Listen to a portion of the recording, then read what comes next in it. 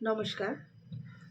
আইনের খুঁটিনাটি চ্যানেলের একটি সম্পূর্ণ নতুন ব্লগে আপনাদের সবাইকে স্বাগত জানাই। আগের ব্লগগুলোতে আমরা আলোচনা করেছিলাম ডোমেস্টিক ভায়োলেন্স কী এবং কি হলে আমরা সেটাকে ডোমেস্টিক ভায়োলেন্সের মধ্যে ইনক্লুড করতে পারি। আজকের যে ব্লগ সেখানকার মূল বিষয় হলো ডোমেস্টিক ভায়োলেন্সের শিকার যদি কেউ হন তাহলে সেই মহিলা কি পেতে পারেন, এই একটা থেকে কি প্রোটেকশন তিনি পেতে পারেন সেই বিষয় নিয়ে কিন্তু আজকের ব্লগ। আগেও যেরকম বলে থাকি যে আইনের খুঁটিনাটি চ্যানেলে কিন্তু আইনের সত্যি খুঁটিনাটি বিষয়গুলোকে নিয়ে আলোচনা করা হয়। সবসময় যেটা বলি যে আমাদের দেশের আইন বিশাল বড়, প্রতিটা বিষয় নিয়ে খুব ডিটেলিংয়ে এখানে আলোচনা করা হয়েছে, যেগুলো আমাদের সবার পক্ষে জানা সম্ভব হয় না। এখানে চেষ্টা করা হবে প্রতিটা বিষয়ের খুঁটিনাটি বিষয় নিয়ে আলোচনা করার, বা আপনাদের মনে যদি কোনো প্রশ্ন থাকে তাহলে সেই প্রশ্নগুলোকে নিরসন করার সর্বাত্মক চেষ্টা এই চ্যানেলের মাধ্যমে করা হয়ে থাকবে। তো ফিরে আসছি টপিকে, যেটা ডোমেস্টিক ভায়োলেন্সের শিকার যদি কেউ হন তাহলে সেই মহিলা কি প্রোটেকশন পেতে পারেন। এবার ডোমেস্টিক ভায়োলেন্স কি সেই বিষয়ে আগের ব্লগগুলোতে আলোচনা হয়েছে। যদি না দেখে থাকেন তাহলে গিয়ে একবার দেখে নেবেন, তাহলে আজকের টপিকটা বুঝতে হয়তো সুবিধা হবে। তবুও একবার মনে করিয়ে দেওয়ার জন্য জাস্ট একটু বলে রাখছি যে যদি কোনো মহিলা ডোমেস্টিকে মানে বাড়িতে যদি কোনো রকমভাবে শারীরিক, মানসিক, ইকোনমিক্যাল, সেক্সুয়াল অ্যাবিউসের শিকার হন, section 3 of the protection of women from the domestic violence act অনুযায়ী যদি এগুলোর কোনোটার শিকার হন তাহলে তিনি কিন্তু সেকশন 4 অনুযায়ী থানায় গিয়ে, মানে সংশ্লিষ্ট থানায় গিয়ে আপনি কিন্তু অভিযোগ জানাতে পারেন। অবশ্যই গার্জিয়ানের সাথে কথা বলে, বাবা মার সাহায্য নিয়ে, তাদের সাপোর্ট নিয়ে, সাহায্য নিয়ে কথাটার মানে হচ্ছে তাদের সাপোর্ট নিয়ে। কারণ একটা স্টেপ নিতে গেলে একটা ইমোশনাল একটা জোরের প্রয়োজন হয়, যে জোরটা বাড়ির লোক আপনাকে দিতে পারে। ফলে সেই ইমোশনাল ব্যাক সাপোর্টটাকে নিয়ে আপনি যান, গিয়ে সংশ্লিষ্ট থানায় গিয়ে অভিযোগ জানান, যেটা কিনা হবে section 4 of the protection of women from the domestic violence act 2005 অনুযায়ী। এবারে আপনি তো অভিযোগ জানালেন, এরপরে কি হতে পারে, মানে কি আপনি পেতে পারেন, এটা তো সেকশনটাই এই যে একটা, সেই একটার নামই হচ্ছে protection of women from the domestic violence act. তাহলে ওমেনকে প্রোটেকশন দিতে হবে। ওমেনকে কি জায়গা থেকে সাধারণত প্রোটেকশন পেতে পারে? এক হচ্ছে আপনি যে বাড়িতে এতদিন ধরে শ্বশুর বাড়িতে ছিলেন, যেখানে আপনি হয়তো মানসিক বা শারীরিক নির্যাতনের শিকার হয়েছেন, তাহলে এবার আপনি গিয়ে থানায় জানাচ্ছেন, তাহলে আপনার প্রয়োজন হতে পারে একটা শেল্টারে। আপনি মানসিকভাবে এতটা বিপর্যস্ত হয়ে পড়েছেন যে আপনার ইমোশনাল ব্যাক সাপোর্ট, যেটা আগেই বলছি যে ফ্যামিলির থেকে একটা সাপোর্টের প্রয়োজন হয়ে থাকে, এছাড়া কিছু ওষুধপত্রের প্রয়োজন হতে পারে, বা কোনো ডাক্তারের সাথে কনসাল্ট করার প্রয়োজন হতে পারে, আর সেই জন্য একটা মেডিকেল সাপোর্টের প্রয়োজন হতে পারে।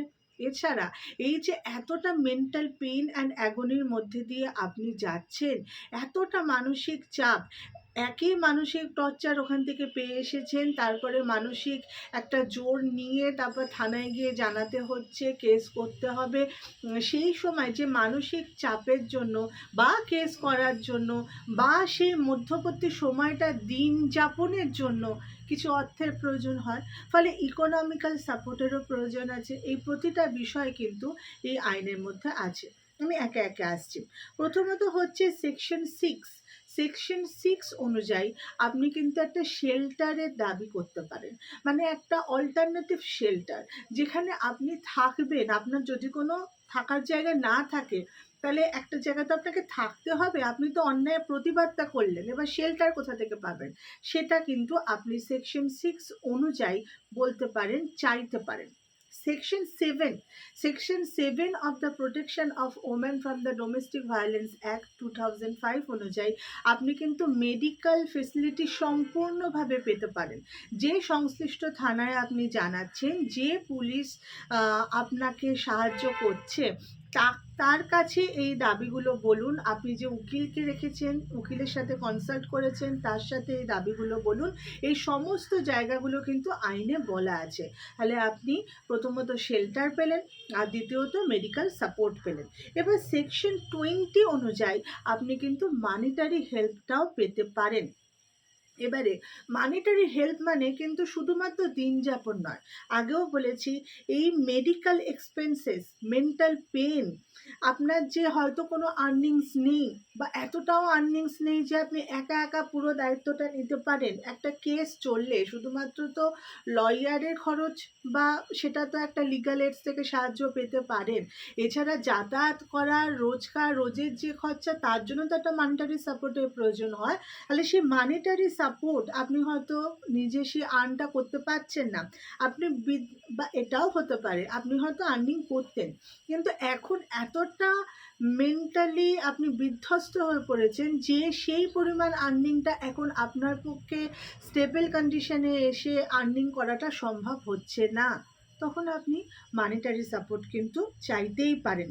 তবে একটা জিনিস এক্ষেত্রে বলবো, ডোমেস্টিক ভায়োলেন্সের যখন মামলা করছে, মানে এটা তো একটা প্রোটেকশন দেওয়া হচ্ছে, মেয়েদেরকে প্রোটেকশন দেওয়া হচ্ছে, protection of women from the domestic violence হলে মেয়েদেরকে প্রোটেকশন দেওয়ার জন্য হচ্ছে এই একটা।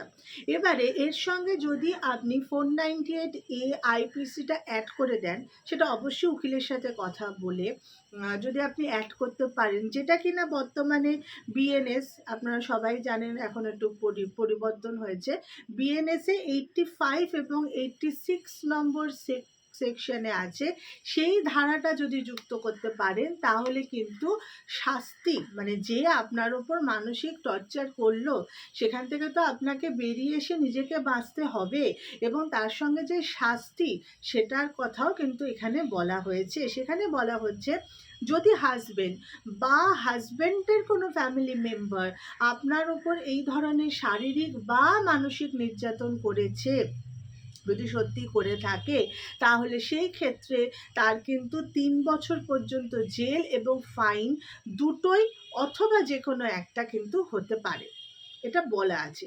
এবার এই বিষয়ে অবশ্যই আপনি যে লয়ারের সাথে যোগাযোগ করবেন সে আপনাকে আরও ভালোভাবে গাইড করতে পারবে, আরও ভালোভাবে হয়তো বুঝিয়ে দিতে পারবে। তবুও আমি চেষ্টা করব পরের ব্লগগুলোতে এই বিষয়গুলোকে নিয়ে আরও ডিটেলে, আরও নানা প্রশ্ন যেগুলো মনের মধ্যে আসছে কথাগুলো থেকে, সেই প্রশ্নগুলোকে নিরসন করার। আজকের মতো ব্লগটা এইটুকুই।